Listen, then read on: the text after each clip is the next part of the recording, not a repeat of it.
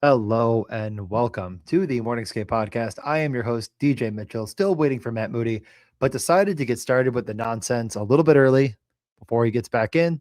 Without further ado,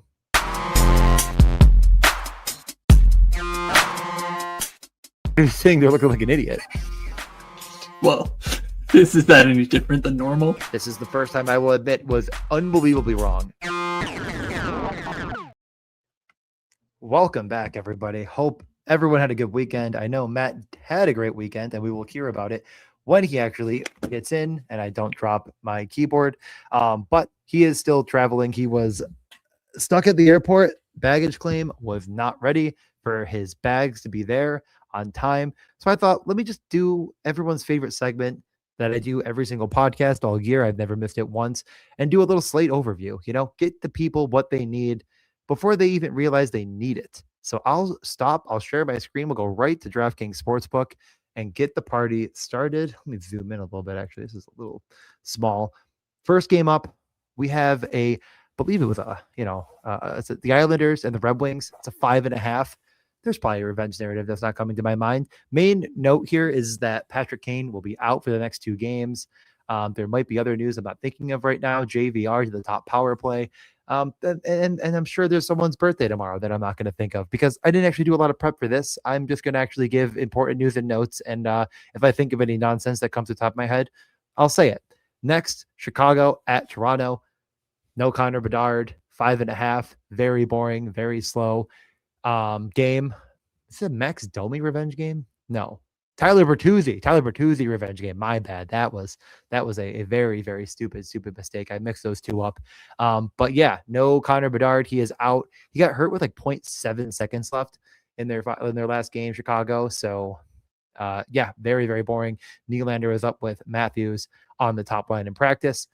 Next, we have Utah at Boston in I really can't think of any revenge narratives here. If you have any, please leave them in the comments. If you think of any revenge narratives while we wait for Matt, please do not hesitate to throw them in the comment section. We're here with DGen Stoner and others.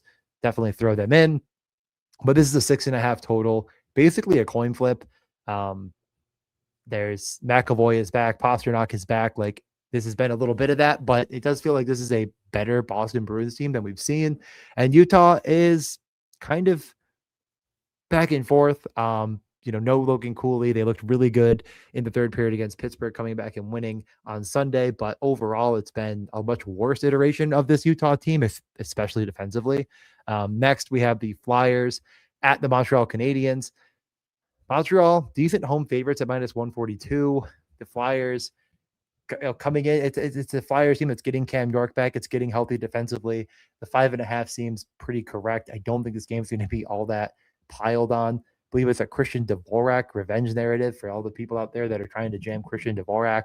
I'm sure Sean Couturier sounds like he's from the Montreal or the province of Quebec, so probably an important game for him as well. But I don't think there's any major news or notes here that I can't think of. Bolduc was up on the top line, so not Slavkovsky. The power play has sort of been a bit of a revolving door, and I think it has been Bolduc up there, so we'll keep an eye on that. JT Miller revenge game, of course. Elias Pettersson probably not going to be back here. No Quinn Hughes. So it's going to be a Vancouver versus the Rangers game that has some of the stories. The Rangers on a back-to-back. No Zibanejad on Monday, but he will return. It was just a sickness, or no, he missed a team meeting before practice. That's right. That's what it was, which is so tough. I mean, like the ultimate Anaheim, Kreider, Trouba revenge narrative game, and they don't even get Zibanejad in there, which is very disappointing. Also, yeah, Matt will be here any minute. I'm just going to do my slate overview while we wait for Matt, so I don't muck up the works once we get the true professional. And he probably is just getting into his apartment as we speak. Another back-to-back. Anaheim is going to Columbus. And Isaac Lundestrom revenge narrative. Look that one up if you're bored. That's a deep pull. It's probably someone way more important in this game that's not coming to mind immediately. I'm not sure why Isaac Lundestrom is, but there he is. Anaheim back-to-back going from New York to Columbus. It's a long trip down I-90. Probably going to take a plane. 6.5. Columbus and Anaheim have both been very up-tempo, good for targeting and daily fantasy. I wonder if Columbus gets a little bit of a bump in ownership. It's gonna be interesting to see. I mean, this is a high total, a high, pretty decent favorite for Columbus. So we'll keep that in mind. But of course, the cover boys, Jari, Stewart, Skinner, both starting in this one for the different teams than last time we talked. I mean, what is going on? Edmonton, road favorites, of course. Pittsburgh has kind of been pretty bad, but 6.5 with 2 revenge narrative goalies.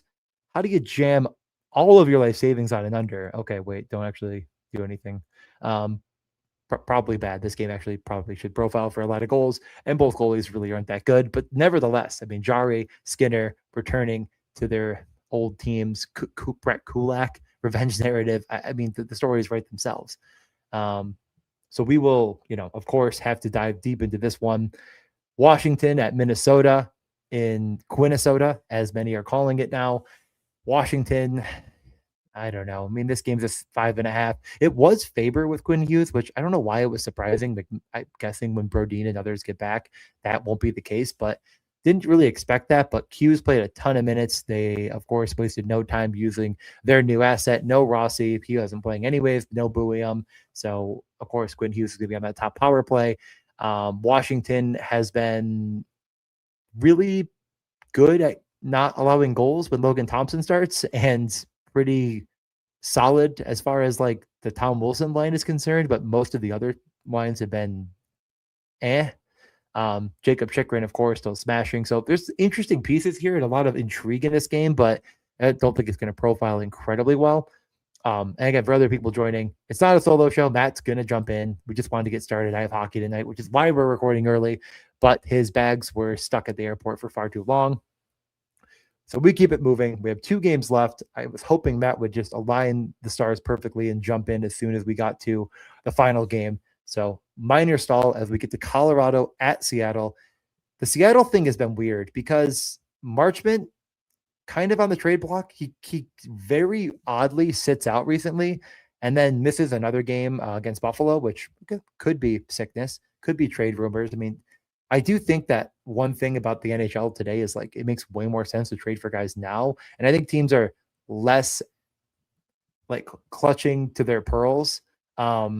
Even though there's a lot of parity in the league, I think most GMs are starting to realize like this isn't actually getting better. It's just I'm treading water a little bit worse than I was before.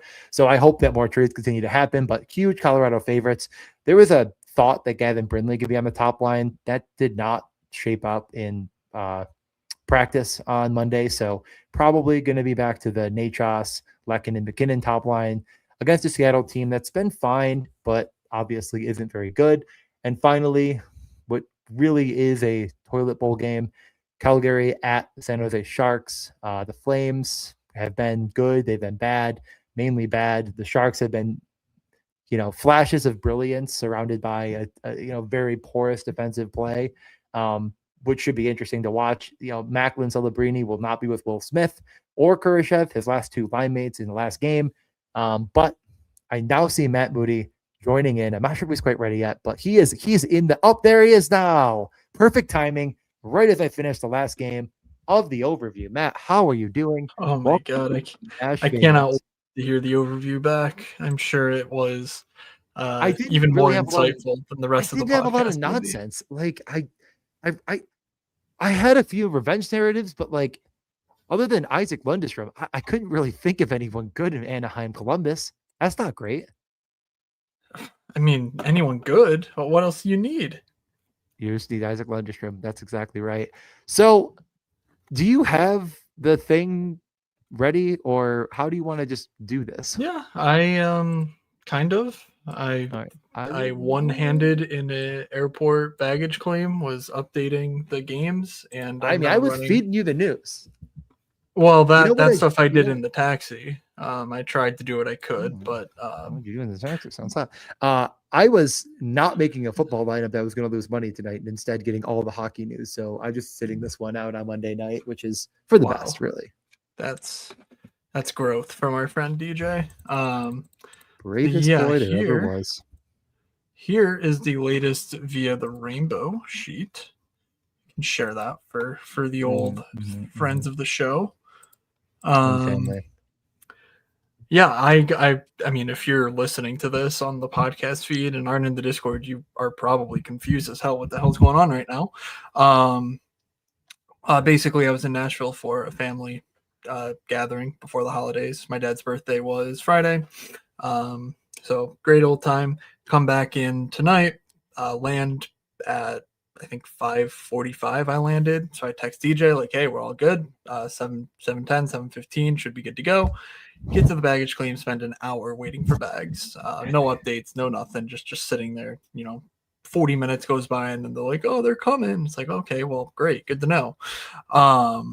And that is why I am so late and so frazzled. And also, I'm very annoyed because you'll not believe this, but gambling still is bad and hockey is still the worst, and football is even worse than that. So, yeah, that's about how the last several days of the Mood's existence has been. Certainly not a football show, but you'll never guess who played the Uber chalk on Sunday that was only projected at like 4% ownership, but me. So Correct. I do run pure everywhere I go. I still min cashed, even though I am a donkey that had like, I'm stupid. Anyways, a lot of blue, a lot of green.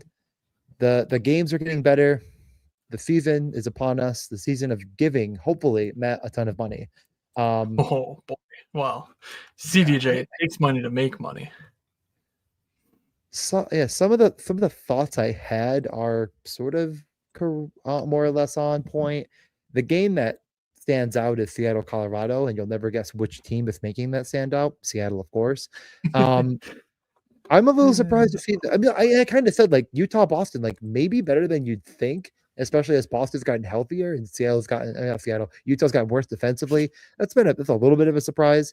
Anything jump out to you? Let's I mean, yeah, that is something that I have wanted to dig in is the wrong turn of phrase because I've done so, but expand upon a bit more on the podcast. And since I don't know, our player takes are going to be pretty clouded by me generally having very little idea of what's transpired in the last 4 to 5 days, is that the Utah sort of pace in general has gone from like well below league average to like, league average or even a bit better.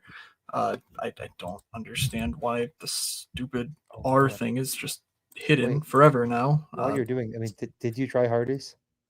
I did not. No. You're useless. Why do you travel? So I don't know, but I just stopped sharing. You did.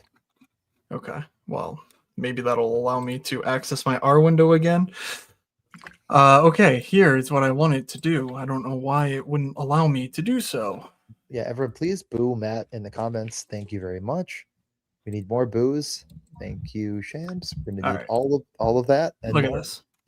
Okay, so here you see the Utah Mammoth started the year one of the most boring teams in hockey with all those fun players on the ice, and over the course of the season have slowly sort of transformed their game into more of what we're expecting from Utah, and that's culminated in the last, I would say, week, 2 weeks. They've been above average. This 5-game peak is incredibly high. Wasn't that the game against Pittsburgh where they had a crazy comeback? Like that did happen, right? I'm not making that up. I did talk about that. That did happen. Okay. So I'm guessing that's what's driving the super, above average stuff. And like, I don't expect that to really hold, forever. But they have shown a very, transition of sort into the sort of team we thought of them as before the year. So yeah, Utah, Boston, there we go. Great game. Otherwise, the usual suspects, Anaheim being insane, Colorado being just very good. I don't know if there's anything else really worth calling out. Flames chalk, Flames chalk, Flames chalk. Oh my God, I cannot wait to talk about the Calgary Flames. So Flames chalk. All right, what else do I need to do here? I have the game-by-game stuff pulled up. I got what you sent me. Nothing else, though, is accounted for. So let's fire up the old... take us into the first game, Anaheim Columbus. I think you sort of are introing it with Isaac Lundestrom, but... I wasn't really introing it. I kind of just was talking about some of my top moments from my slate overview, which was timed perfectly. Yeah, the Anaheim Ducks, coming off a 4-1 loss to New Jersey, play Monday night against the Rangers, and thus we will learn more about them. They're tied 0-0 after the first period. So there's more news and notes to come. They continue to do a bunch of bullshit and it doesn't work. And now they're like, what if we go back to what worked? And I think that's what they're hopefully going to stick with. Well, obviously things can change in a drop of the one bad play from like Beckett, Seneca, or something. But Cutter Gote should hopefully be back on that line, which was very good. The Kreider revenge narrative is ongoing right now, so keep an eye on it. Yeah, I don't know. I mean, I frankly don't want to play the Ducks tomorrow, but I will say one note is, of course, you can play the Ducks tomorrow. It's a very high total, and Columbus has been giving up tons of goals, and I don't think they're going to be the most popular team. But like Jackson Lacombe might be kind of getting to a point where I'm like, I think you got to throw him in, especially if you're stacking through the top line, top power play. He's shooting a ton. I just feel like even at 5,300, like it feels gross, but I think it gets left off way more than it should. And you're really betting on a guy to get like a double bonus in this scenario, and he just certainly can do that. So I've actually really liked Jackson Lacombe's game. I've included him in Anaheim stacks. I'm sure it didn't work out because it would never work out for me because I tarnished the name too many times.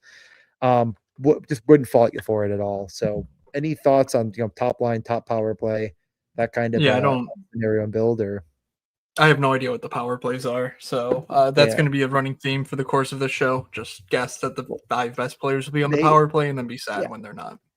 Yeah, I mean, it hasn't been Cutter, but like at some point, I mean, they got it. Like it is not working with Granlund. Like, what are we I doing? mean, I think I was writing about this a couple Fridays ago in my newsletter about the Anaheim decor and how Drew Hellison was just like such a drag on everything Anaheim's been doing, and he's terrible and should be out. And it looks like he's now either scratched or hurt, which is fantastic news for Anaheim. This Zellweger Ian Moore pairing, I'm very curious to see how much usage it gets. Obviously, Lacombe Trouba will be used as the top pair, but if Zellweger and Moore can each get like 18, 19 minutes, given the spot against Columbus, I mean, both of those prices, 3,200 for Zellweger with some power play time, 2,600 for Ian Moore, who's just rover. Not too dissimilar from Zellweger, to be honest. It's on pace for like a 15 minutes after the first. So, and what is Gudis at? he's just above both of them with 638, Moore 602, Zellweger 451. So Interesting. Okay, well, in any case, that's the one spot that I think might be worth plucking out of this nonsense. Cutter and Leo, they're 13.9K. Like, yeah, you can play them. I think if you play him, you want Alex Killorn, even if he doesn't get power play time. I think he might not actually. Vetrano might have taken that role from him. But obviously, we expect Terry, Granlund, Kreider to be power play guys. In one respect, if Alex Killorn gets any power play time, he's certainly in play. And even if not, I think you can stack him with Cutter and Leo. Second line here, Kreider, McTavish, Seneca. I think Seneca is better as a one-off, honestly. You can line stack, but I'm guessing they won't be fully power play correlated. And, this Kreider revenge matchup, like who knows how much he has left on a back-to-back against Columbus here. Also making Columbus a bit more interesting is Ville Husso starts instead of Dostal, who I guess is back and started at the Rangers. So let's talk about Columbus quickly. We do have updated lines from them. Voronkov, Fantilli, Marchenko, Jenner, Monahan, Chinikov. Is there any smoke to the Chinikov nonsense? Like, do you have any idea why they might be doing this? Or is it just kind of nothing's working, so we're just throwing shit and hoping that it sticks? Do you want real answer or nonsense answer? DJ, please tell me they're trying to trade Yegor Chinikov to the Jarmo Kekalainen-led Buffalo Sabres. Okay, well, that was exactly the nonsense answer. That's correct. I mean, who drafted? I was actually talking about this today where like Buffalo is acting as if the Beatles are coming back to America because they've hired the guy they already had in their in the coffers. When like this is the same guy that drafted Yunor Chinikov 7 rounds early and was like, I'm right. And I mean, he comparatively to what Chinikov projected to be has been pretty good. I mean, like you tell me a guy that should have been like a 6th round pick becomes what Chinikov's become, and you're like, sure, he's basically Victor Olofsson. That's a little bit worse. Great. But again, I don't actually think that's the case. I just think that there's a lacking of top end goal scoring talent on this team, and filling that with Charlie Coyle and Miles Wood doesn't work. I guess Sillinger is the only other option, and with Jenner and Monahan, someone with a bit more actual scoring acumen makes sense to me. So like I think it's actually logical. The problem is they're not actually going to play it more than 12 minutes anyways. So it doesn't really matter. I mean, it's top line or bust. Back to Voronkov. I just think this Columbus team is not very good, but I do think that fantasy wise, Marchenko, Fantilli, and Werenski, I'd put him up against anybody. So Yeah. it's like yeah, it's kind of the parts versus the whole here, and I think the parts are really good. It's just the it's got like the sports car engine, but it's in a like a 1996 Mercury minivan, and it's like, well, maybe we should change that.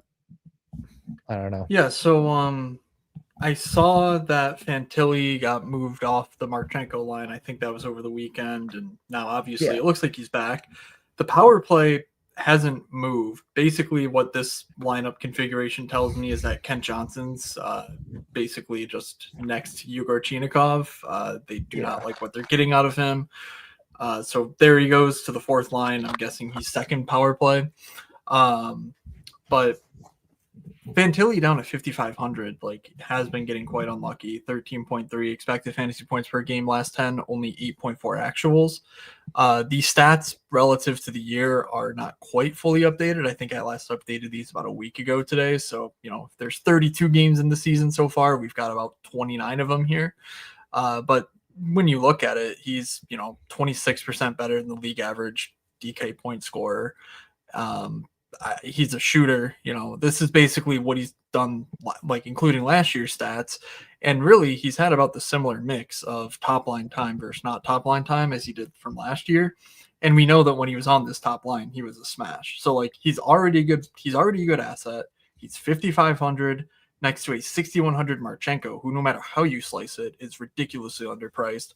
And he's in one of the best matchups on the entire night against a back-to-back Anaheim Ducks squad. Columbus has not been very good, but I do not expect the field to care much.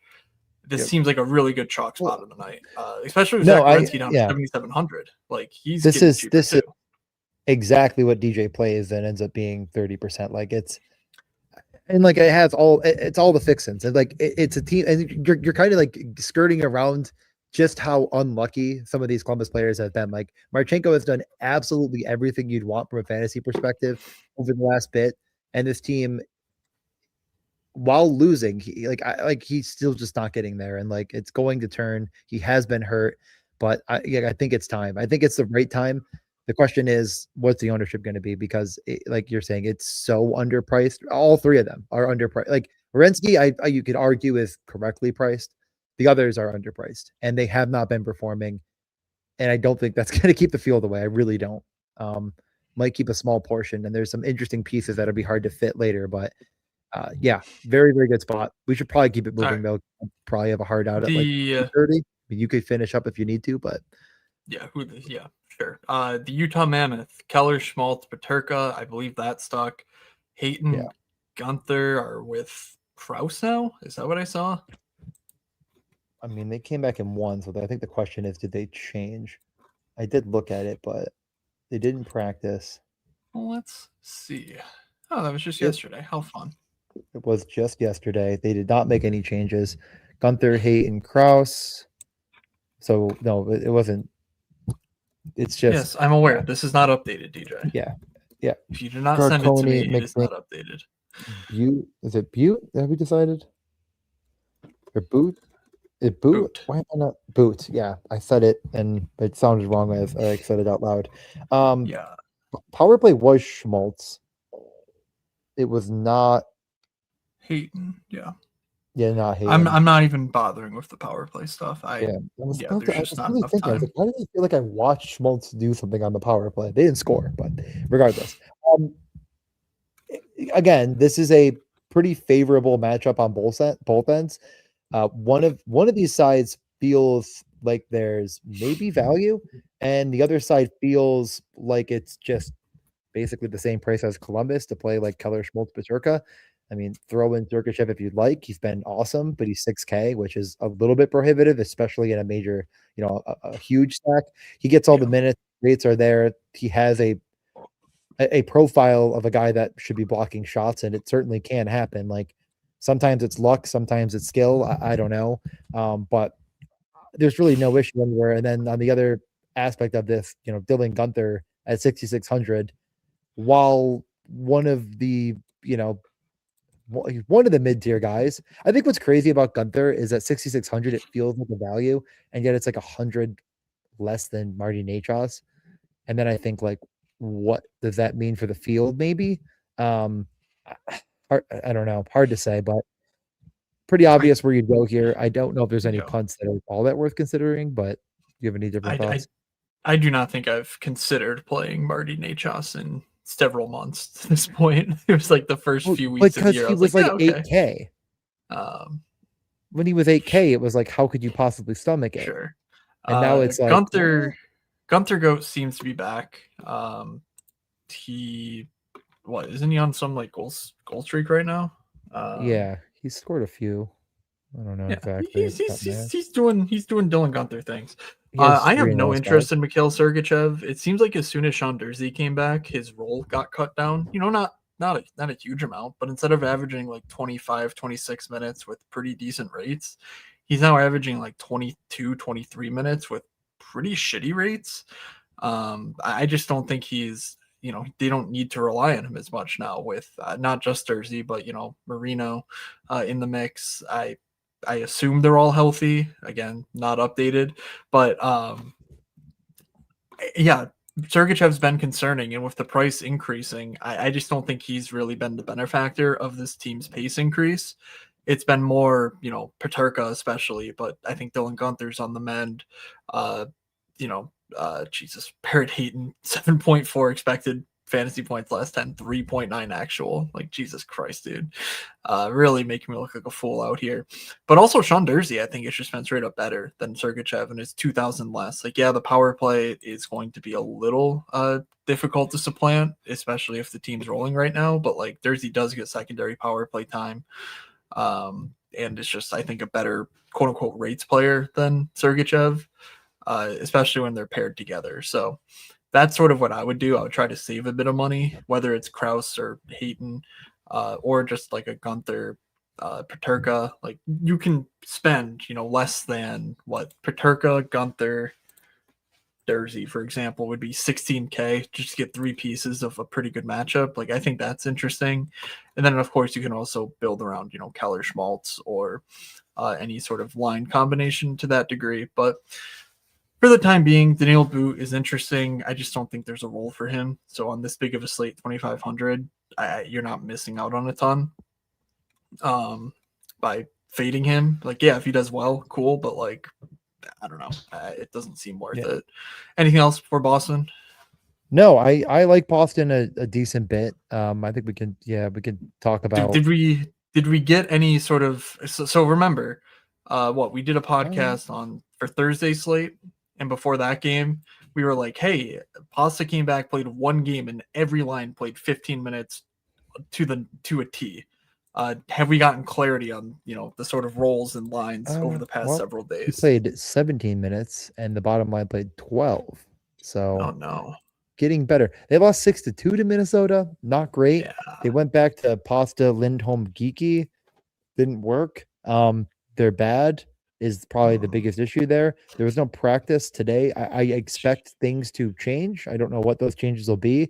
I just don't think you need to overthink it. Like They Pasternak also plus they ended the game Pasta Zaka Middlestat too, so that did happen. That this did is a happen indeed. mess. It's Yeah. kind of a mess. I like Pasternak just fine though. Like I like the matchup. He's Yeah. 8,300. He's going to get overlooked. I think I'm intrigued. I'm not sure if I'm in on it, but I am certainly intrigued. McAvoy has been solid enough that I think you could consider him at 4,500. Like that's getting decently cheap, and he's been pretty unlucky. I think there's pieces here that I just again this feels like the no one's gonna play it type of stack. Arvidsson's day to day. Keep an eye on that.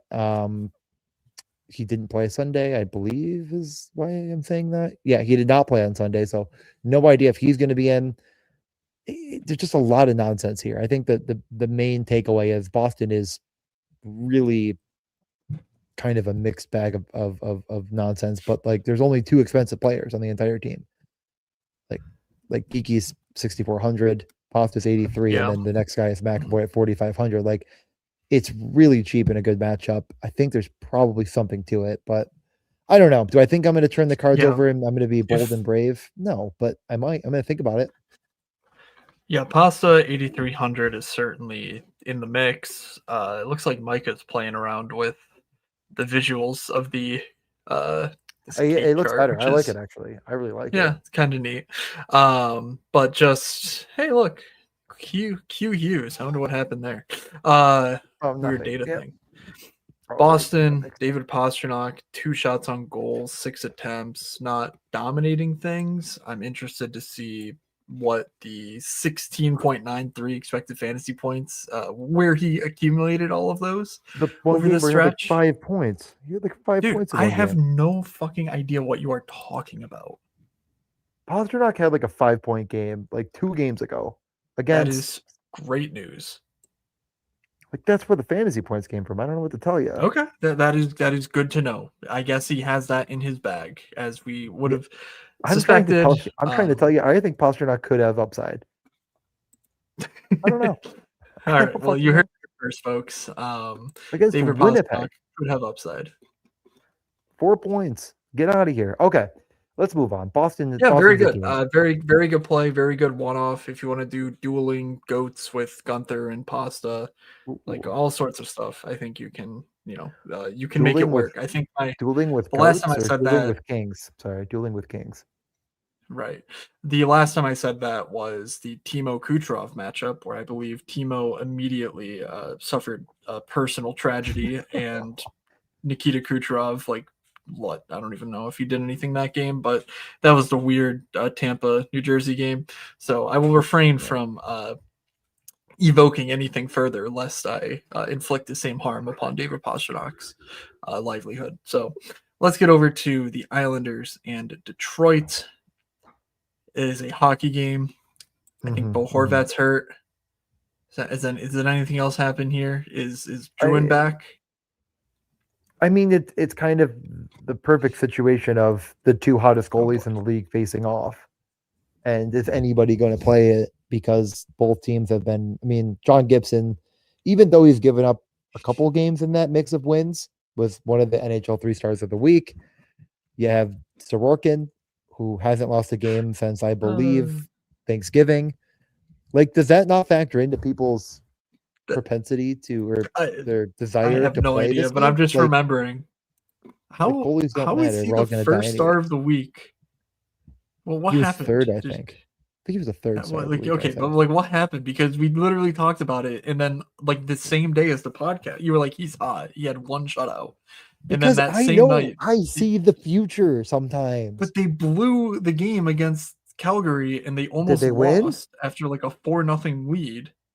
Did this not happen? Am I making that up? Where did you go? You said Nashville, but it sounds like you did not go to Nashville. All right, NHL 3 stars of the week. No, Connor I McDavid. understand that You ever heard of that guy? happened. John Gibson Yeah. and Joel Eriksson Ek. I don't know what to tell you. John Gibson's Okay, on so that list. he 3-0. shut out the Bedardless Blackhawks after that, and that's it. I guess that makes for a good week. You shut out good. Vancouver, you almost blow the game against Calgary, and then you shut out the Bedardless Blackhawks. My point is that people aren't going to play this game when this game on paper seems very good. Like, I think it's probably the Detroit side that I'm more interested in. Don't get me wrong. Like, no Bo Horvat does make me feel a little bit nervous about what I want to do. But I kind of like this game, and I kind of like really, I don't think it's not it's definitely not the Islanders. I just think that it's much more likely that I like Detroit. Okay. Well, And we're gonna get into Detroit. We'll start with the Islanders. It was Barzal playing 25 minutes. Won't be too hard to think about where to go. who did he play with? Who did he play with? He played with Heineman and Drouin. So he Since was. they won that game in a shootout, I think they'll stick with it. Drouin was top line, top power play. Wouldn't be too hard to figure out where you're going there at 3,500. Heineman is still Heineman, where he is sometimes going to score a goal on 3 shots, and sometimes he isn't. He's not going to be on the top power play, but he's going to play. The rest of the top power play was Shabanov and Schaefer. Oh, and Duclair. Sorry. Boy. Duclair's on the top power play, of course. Duclair played a total of 13 minutes. Yeah. Most of it on the Shabanov played 12. And they played a bunch of guys that suck a whole bunch. So this second line is where fun goes to die for sure. Right. Holmstrom, Pajot, Lee. Huntersley played 13 minutes in this game too. Like, I don't know what to say. Like, that is tough. Barzal, Drouin, or nothing. And like, yeah, I could conceivably game stack this. I could do it because I, for one, also don't believe John Gibson's that good. But talking out of both sides of his mouth here, DJ. No, greatest goaltender of all time, followed by not actually that good. No, I said that he was the NHL, one of the NHL's 3 stars of the week.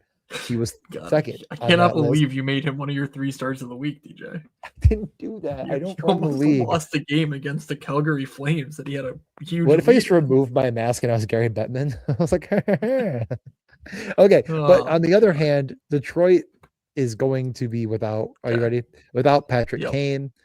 It's John Leonard season. People were like going nuts in the chat before you got in. I didn't want to like say anything because like I've heard of the guy, but like I don't freaking know, man. Like wait. You don't remember the John Leonard? Yes, I do remember fanaticism of a few years back. I recall this happening. I don't know what I was supposed to release. Like the guy isn't that good. He doesn't play in the league. He's also not on the slate. Well, we will change that if Saul has anything to say about it. I'm not like, what am I supposed to do? I can't make him play on the slate. If he's not on it. So he is playing because Patrick Kane is out injured. This is true. They ran power plays. They had James Van Riemsdyk on the top unit. All that really does is basically Van Riemsdyk can serve as like a Chris Kreider, where he'll sometimes like steal a goal and be annoying, but he's also like gonna be locked in net front. He's going to, screen the goalie. Like he's gonna make life easier for fantasy points for DeBrincat and Raymond, in my opinion. John Leonard has a storied history of AHL shootiness. He was one of the NCAA GOATs.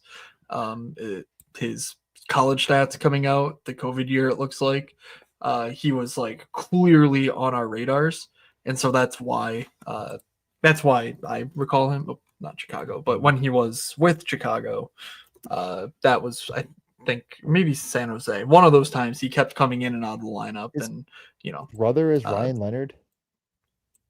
Yeah. That is news to me, but that is good to know. It runs in the family. That's what it's. I did not know that, and I was like, I feel like there's no way his brother's Ryan Leonard. And it says brother Ryan Leonard. I clicked on it, and it was that Ryan Leonard. I did not know that. That is news to me. I do remember that UMass stuff. They had a run, I believe, that year. Go on though.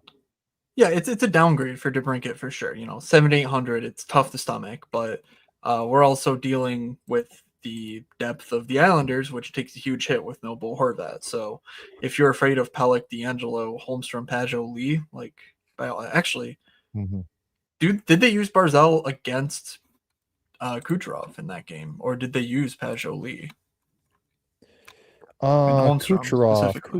Kucherov played against, it looks like primarily the Drouin line, but also that line, kind of both. Okay, so not a strict hard match, but never guess where he fared better. Oh, sometimes I really think like I'm the crazy person because like There's just no way these coaches are always this stupid. They're like, what if we put worse players against good players?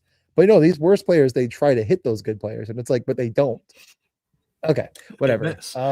Yeah. I like Detroit. I like the 4-man, in like of Larkin, Raymond, DeBrincat, Sider. Like, I don't mind going all the way.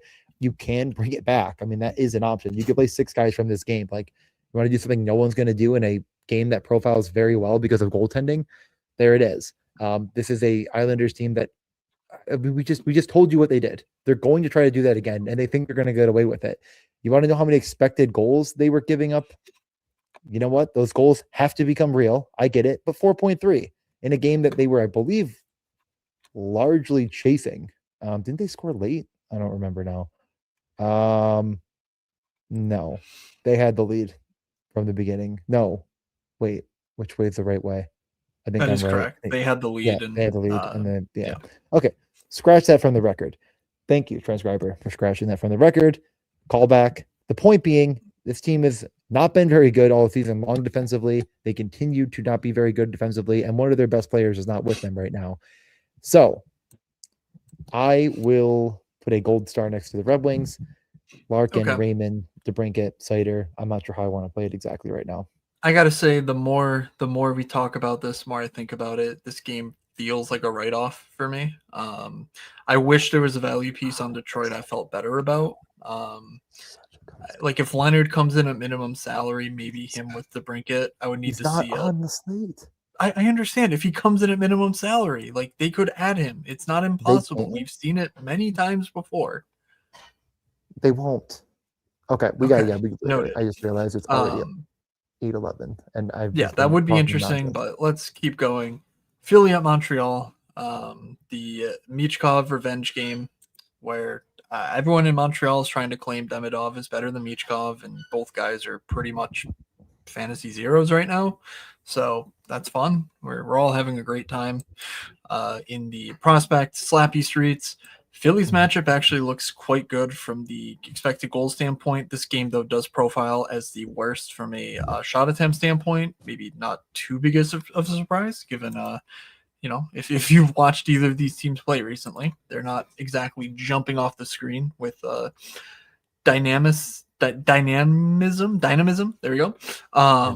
But Philly, Trevor Zegras is the main story. Is there anyone else on Philly that you would play in any sort of combination? I honestly don't know if these lines are right, but I don't think we need to spend a ton of time on this team on the road in Montreal.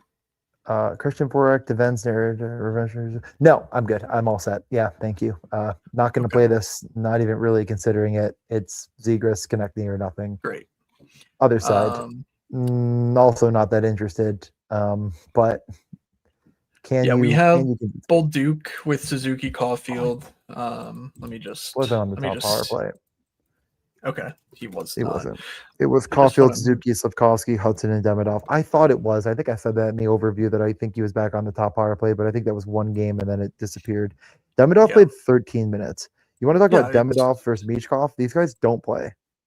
Yeah, that's the fun part about this. It's like, hey, nothing's happening when these teams play hockey, and it's like, well, are the good players playing? And they're like, well, not really. And it's like, well, I mean, there you go. Like, who played more? Pretty boring. Josh Anderson or Ivan Demidov? The answer will frustrate you. Yeah. Alex Carrier is now playing with Lane Hudson. If you like block shots, donkeys, I'm guessing that's an upgrade from the Struble pairing. I think it's this Engstrom guy. I'm honestly, it's like, what is it, Nicholas Engstrom or something? I could just be making that up. Yeah, I don't know what Alex first Carrier name is. To block the puck. Yes, that is exactly where I'm going with that. 2,700. If you need a punt, go for it. Mike Matheson's like 3,600. I don't know. That is also true. Very smart. It is Adam Engstrom. I sat there and I'm like, is it? No, it's Adam Edstrom. Why would I? Yeah, it is Adam Engstrom. Congratulations, Adam, for making it onto the sheet. Otherwise, you're the first podcast he's ever been talked about on. Maybe. That is a good point. Cool. I don't know. I'm going to call his family and let him know. Yeah, we'll need to get someone on that. Vancouver. Hey, DJ, Vancouver do anything interesting while I was gone?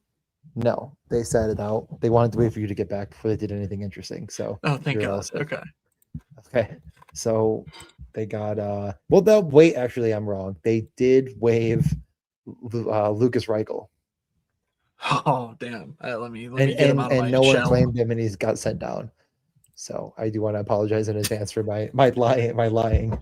That's so funny. Chicago loses Connor Bedard, and they're like, no, we don't want him back. Only we had Lucas Reichel to not have on our team no matter what. No, that's Um fun. yeah, Oh placed on boy. waivers Saturday. So other than that, pretty cool team they got All right. here in Vancouver. They We won. have a fully correlated top line, top power play, which is nice. DeBrusque, Marco Rossi, Brock Besser. That line's costing you 14.3K on the road against the back-to-back Rangers team because Zibanejad's out to because they're playing the Ducks. Yep. So that's an interesting stack right away. Marco Rossi is interesting stylistically to play with these guys. I did not watch the Vancouver New Jersey game, so I mean maybe someone can have a take based on that. But playing 18 minutes is nice. The power play clicking with Buium immediately is also nice. 3,200 for Buium, by the way. That seems pretty obvious. I don't. We've seen it from these other guys. In a Quinn Hughes-less environment, it's just bad. So like Evander Kane, Sherwood, Hoglander, Kampf, Garland. Like, yeah, we've seen these guys play in these middle six roles with no Quinn Hughes, and it's a monstrosity. So Yeah. I don't have any interest other than the top line. But DJ, and any thoughts here? Yeah, I mean, it's top line. I just don't think you're ever avoiding clicking the Boolean button with it. Like, I get that it all kind of came through the power play, but at 3,200, just no problems at all clicking the Boolean button. I could see him just being paired with Hronik as well. Like, just keep an eye on what they do. And like, I just think that Boolean's going to be a guy that is going to log 25 minutes. Like, they don't have anyone to do what he does. So, he's a Yeah, one-offable piece. he played 20 minutes in a game they led. So Yeah. The, yeah, the that's question is, are interesting. the rates going to come along for the ride? They haven't yet. So of course he could be a zero. I mean, that like, his floor isn't solid, but like at 3,200, I'm willing to find out because his Yeah. ceiling is higher than anybody in that range by a country mile. It's not going to get overlooked, but I do think I'm going to be clicking the button anyways. So yeah, I get playing top line Vancouver against the back-to-back Rangers team in a game against a player that they all probably love so much in JT Miller. They might just want to all be out there to play against him to say hi. Indeed. On the Rangers side, do we know what the lines were supposed to be for today before Mika got scratched, or I was it a mean, thing where we knew in the morning and they therefore we didn't just run have lines at lines? all, but the power Okay. play was just Will Cooley-less. And then they're like, oh, hey, the Vanderjagt actually came off and they put Cooley back out there and changed everything up. And yeah, Yeah. so they didn't run lines. I assume what you have on the screen is exactly what they would have done, um, except it would have been, Lafreniere over Cooley on the power play because they decided that's the move now. Good. They I'm just sure gave up it'll a work this shorthanded time. goal to Jackson McComb. So That's I so do sick. think What a I do team. think Zibanejad will be back on that top power play. Cooley, Miller, yep, all five of them, no defensemen. So yeah, won't be surprised to hear that did not work, and might want to go back to the drawing board. So yeah, this Rangers team on a back to back. I'm not opposed to it. I feel like the sentiment that's going to happen here on this slate with like a few teams we haven't even gotten to Toronto yet is like, oh, like a really bad team just got much worse, and it's like, no, they got less fun, and like there's just more guys on the ice that are going to create, you know, a worse environment for hockey and a worse environment for fantasy upside. I think this Vancouver team on paper is one of the most boring teams. I don't think it makes them like it's obviously they could give up a touchdown. I'm not arguing the fact that like Yeah. players on bad, but like I do think that the This environment's going to be pretty bad in a back to back versus Vancouver team. Yep, this is entirely borne out by the rainbow chart too. What you just said, Vancouver's below average in nearly every respect. As far as like if you're looking for offense, they're just not providing it for you. whether it's offense or defense, allowing it. So this Yeah. game feels like a pretty easy cross off from the Rangers' Yeah. perspective, in all honesty, given the prices are just a good bit higher on them than the other side. So like if you want to play a fully correlated top line, top power play, you're paying 17K for Zibanejad with Panarin and Lafreniere, which, by the way, on a back-to-back, we won't know if they want to change that up. And if they gave up a shorty, like, yeah, we're just guessing. Versus Yeah. Vancouver, That's they're right. incentivized to make Marco Rossi look good. We know Besser and DeBrusque are good hockey players. They've been performing well, even if the results haven't been there. And they have, Buiam and Rossi sort of as new additions to, bolster them. If they're going to do it, starting now, it would be a good time. It's sort of the mindset. So certainly would prefer Vancouver in this spot over the Rangers personally. Anything else before Chicago, Toronto? Nope. Chicago should be pretty quick. I mean, there's no Connor Bedard here, and before there was no Connor Bedard, it was like, well, what the hell are you playing if you're not playing Connor Bedard? And it was like, well, you could look at Frank Nazar with Connor Bedard, but I don't think I'm looking at him without. I mean, 5,100. The floor does seem to be zero.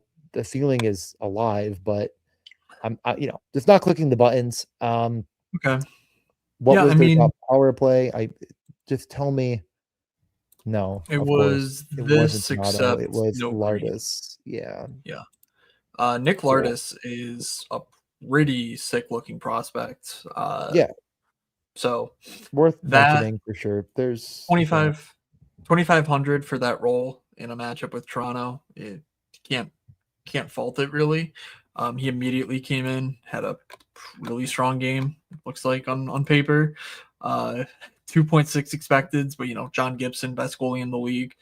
He hit a post and had 7 shot attempts, so we'll take that for the minimum salary. I think they're going to go 11-7 again too, based on the way they practiced. So we'll see. No Bedard, does it really matter? Probably not, but like, there's at least the upside for more minutes here than I think other minimum salary type spots. And this is another team where they're incentivized to make their young players look good. Especially if no Bedard, this is sort of like their trial ground of like, hey, and they're already doing it. Like, hey, young kid, can you come and shoot at the NHL level? And he's seemingly doing so. So, it's worth a shot. He is a pretty good prospect. I'll do more in the Discord for Nick Lardis fanatics if in the morning we see something sort of confirming that he's going to be power play 1 or something and that he's actually in play. But for now, that's the only spot I'm keeping an eye on. As you mentioned, without Bedard, everyone else gets worse and therefore not a ton of fun. Toronto, Chicago has not been a tire fire defensively.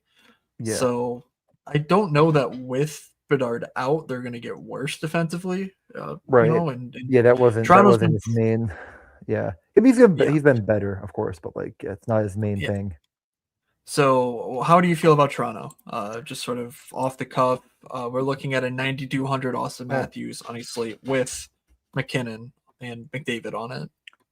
He was with Nylander in practice. That kind of changed things for me. I think that is. Did I not send it to you? If you did, I didn't see it. All right, hold on. 3, 2, 3, 2, 1, 3, 2, 1, and 0. Where the hell is it? I definitely retweeted it. I got it. Nyes, Matthews, Nylander, Robertson, Tavares, McMahon. Somehow went right past it. Yep. So that certainly changes things up a little bit when you got the top line all power play correlated against a Chicago team that I've never really believed in. I mean, I have to at least give it a look. And there's so many punts on the slate. Like it's doable. It is doable. I'm sorry. I must be the coward of the group and say might be an option. I don't think it gets overlooked. But I think more so as the slate goes on and we still have a few really, really good spots, like this is one of them, and it might take away from Columbus. And that might be more of the note here than anything, but it's certainly in the mix. Yeah, it seems like Christopher Tanev is back too, which is good news. Or I guess Chris Yeah, I Tanev, mean Chris Tanev. Yeah, I not don't Christ Tanev Christ. either. You know, he's scoring tomorrow. Chris Tanev. Yeah, Sissima's gonna jam Chris Tanev in. I can already Jay, feel it in my loins. he loves playing Tanev. Okay, What yeah. about Maxi Domi? How does that make you feel? All right. Anyway, top line: Nyes, Matthews, Nylander, 22K. Nylander's been pretty non-existent from a fantasy standpoint.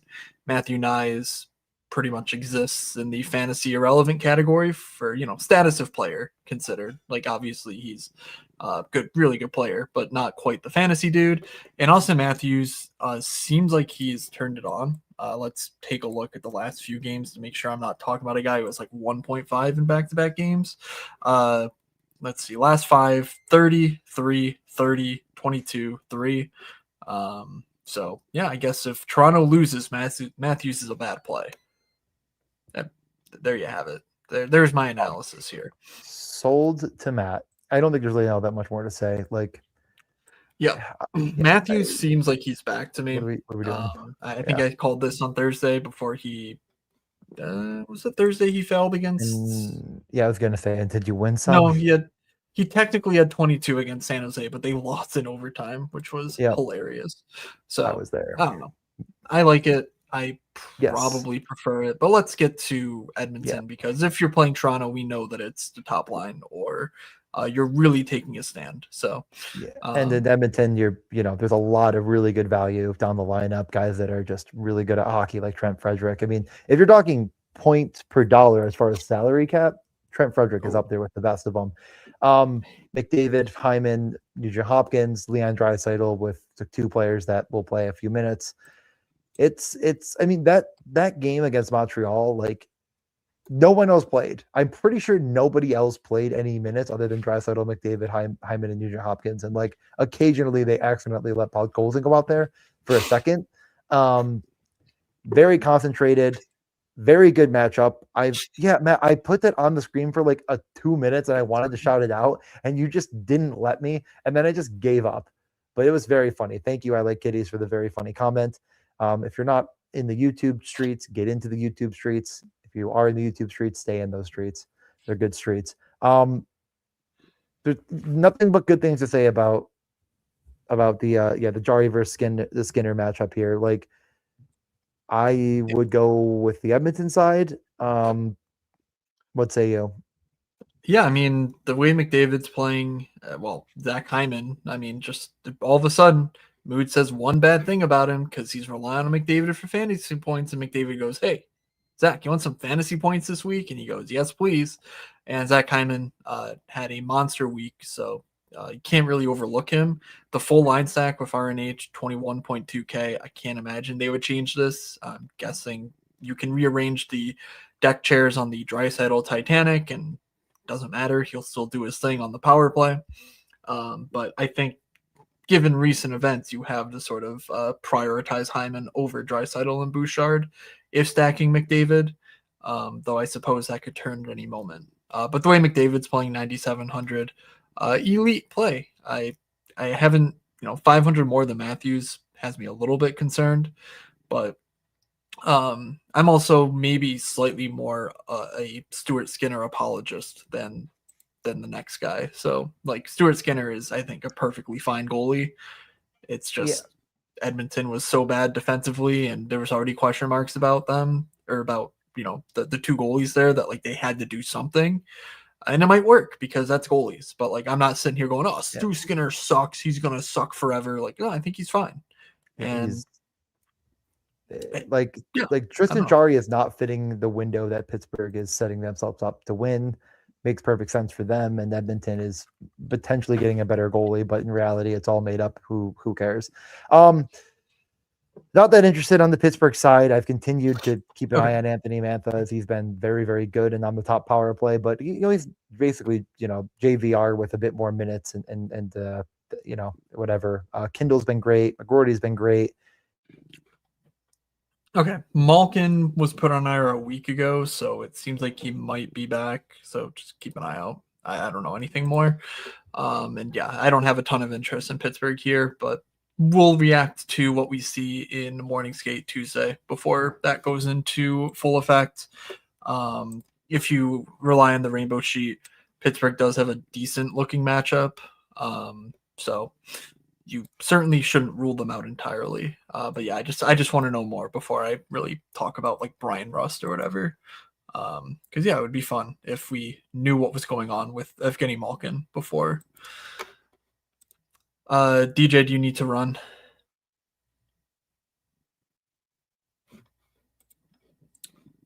Did he just leave? No. Okay. I somehow got muted. We'll do one more game. Okay. Well, I was talking about how Raquel was playing too, and you just were ignoring it. And I was like, "Did you say something?" Because I did lose you for a second, and I think it muted me. Yeah. Let's just speed run this because these lines I'm sure aren't updated. Washington, Minnesota. Let's just talk about Minnesota. Obviously, Washington. Ovechkin exists. Jake Chikrin exists, and that's pretty much it. I'm sure Ethan Frank's pissing DJ off, but yeah, Quinn Hughes here, DJ. Yeah, I mean it worked. I got to tell you, shockingly enough, Quinn Hughes playing 27 minutes, and with Brock Faber, like say what you will about Brock Faber, right? Makes him look pretty good when he's out there with Quinn Hughes and Kaprizov nukes, with Eriksson Ek and Boldly, where it's sunshine, unicorn, and rainbows, and everyone's having a good time. It's a really tough, tall order here on this slate, but I don't have any hard rule against it. And skipping Washington is kind of, they're fine, whatever. But like the upside's on the Minnesota side of the house here. I don't think it's that great. 7K for Quinn Hughes is fair. Eriksson Ek at 6,200 is a little bit tough, but I really think you could just play, little Boldy Kaprizov. It's really expensive, but no one's going to stop you. I don't know. I mean, I don't think I like it as much as Toronto is my issue, but I certainly like it. Okay. They rolled all sorts of combinations in the lineup. So it looks like Marcus Johansson might have gotten hurt, which was the impetus there. I don't know what more to add. So this is a good slate to stay tuned to the Discord for sort of discourse around that. I truly don't have much to add, though. Quinn Hughes should elevate Kaprizov and Boldy, and they're not priced as such. I mean, we believe this for Zeev Buium. Quinn Hughes is if Zeev Buium turned into a dragon. Like, that's basically what they just got. So I like getting on it before, they're priced up to McDavid levels, but we're close already. So good play, not the best plays in the world. Colorado is going to be monster chalk. Cool. 10.2K McKinnon. These lines are updated, so I'll just read them and then we can move on. Lehkonen, McKinnon, Nachos, Landeskog, Nelson, Nichushkin, Brindley, Colton, Olofsson. Second line is fairly cheap, all power play guys. That's interesting. Anything you want to say there before touching on Calgary, and then we can get out of here?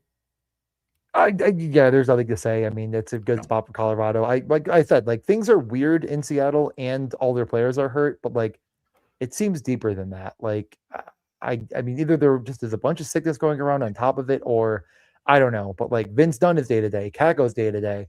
Marchman missed last game. Like no idea what they're going to be, and they're not really playable anyways. But like, man, it's Colorado feel like they're in a pretty good spot. And we'll finish up. Like this entire last game is kind of interesting. It's a donkey fest. You have the Frost, Huberdeau, Coronado line, seemingly way too cheap. They're all in the 4Ks. They are both 13.6K on the nose. And then you have the Sharangovich, Kadri, Farabee line. I still just a fan of saying, fuck it, dog. You only live once. Play Coronado and Kadri. Like, you can play pieces around it, but if they giga nuke the slate, the power play is probably going to be involved. Rasmus Anderson, not a guy you leave off that list. 5,700 is finally getting to a point where it's like, man, tough click, but doable on this slate. Shooting a ton, super involved, top power play.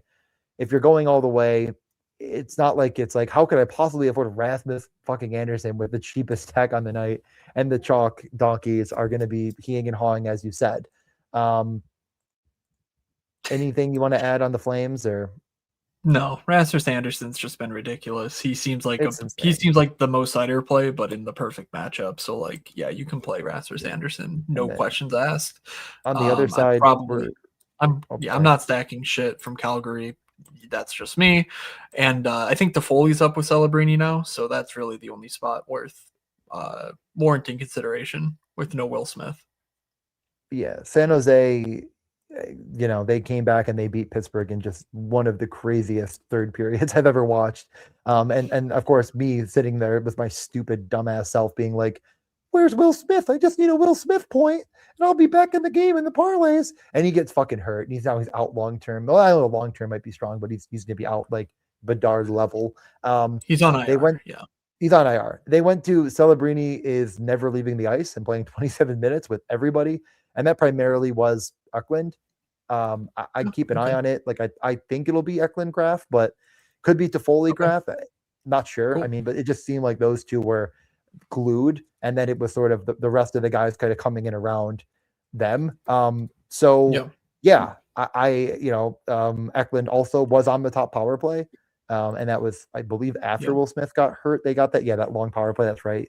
Actually, Jeff Skinner was on it too. Whatever. We'll keep an eye on things. I think that. Well, Will Smith wasn't on the top power play, so. I thought he was supposed to be, though. I don't know. Actually, I'm not sure if that was true. Maybe or not, they changed it, but that was not the plan, at least. Yeah. The moral of the story is Celebrini started the game with Smith and Kurashev, and somehow Smith and Kurashev got hurt. And that was like after they had just completely changed their lines before then. And like, it's kind of a revolving door already. And now we're going to sit here and be like, well, now I figured it out. But yeah, on that note, I'll let you close the show because I'm going to be late for sure. So I will see you guys. Thanks for joining from myself, Matt. Take them home. All right. Well, we got top stacks, guarantee goals. DJ, I'm sure will tell you how great we did on Thursday. Next show, I believe that was the night I went 2 for 2 on my guaranteed goals. So shout out to me. Kudos to me. I will hit you with a couple of my top stacks and then guaranteed goals as we close it out. I do think that the Vancouver top line just being a total slappy here. DeBrusk, Rossi, Besser, you add in Steve Buiam. You just go for the home run. Vancouver always seems to wiggle their way out of embarrassing situations. So trading Quinn Hughes and getting, 4 firsts back, as one might call it, they're going to be able to go to Aquilini at the end of the year and say, yeah, but look at how good these guys are. And yeah, it's true. I think Steve Buiam is going to be a boss. I think Marco Rossi was criminally underappreciated in Minnesota. So getting them in this spot in a back-to-back against the Rangers where they're all going to play, 18, 19, 20 plus minutes for the combined salary of $17.5K for the 4-man stack, you can play whoever you want with those guys. Also, Igor should not be the goalie of record. Well, let me triple check that. I'm pretty sure it was Igor against Anaheim. It was. So we're getting a backup too for the Rangers if that is your type of, if that's your speed. And then I'm going to go back to the start of the slate. Let's go Utah stuff. I'm going to go Peterka, Barrett Hayton, and Dylan Gunther, just sort of mixing across lines and power plays. You could go Lawson Krause too to save a couple thousand, especially if you're not playing Vancouver. That might be a worthwhile way to just play the second line and get some value infused in order to play the Matthews, McKinnons, McDavids of the world. But I think those are really 2 good starting points. Sean Durzi as well as a cheap defenseman that I would add to the stack.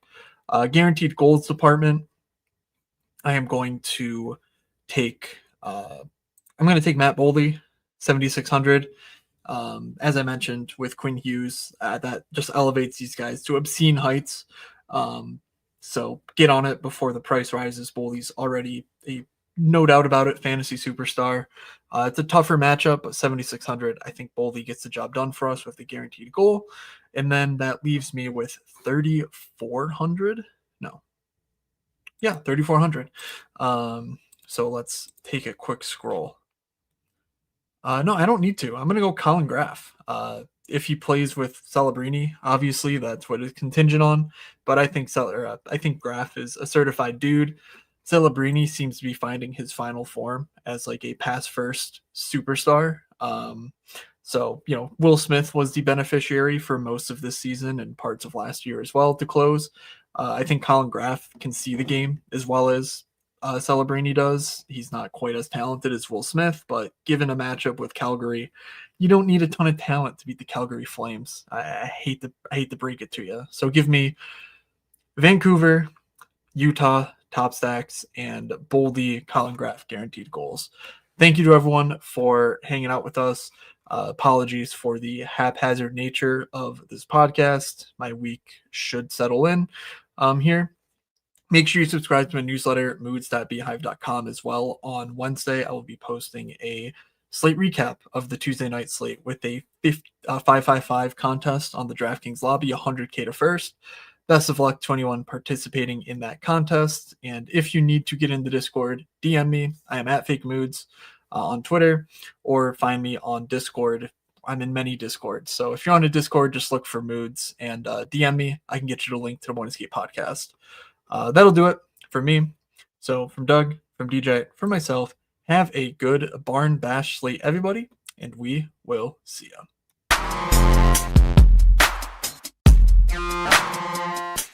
You're saying they're looking like an idiot. Well, is that any different than normal? This is the first time I will admit was unbelievably wrong.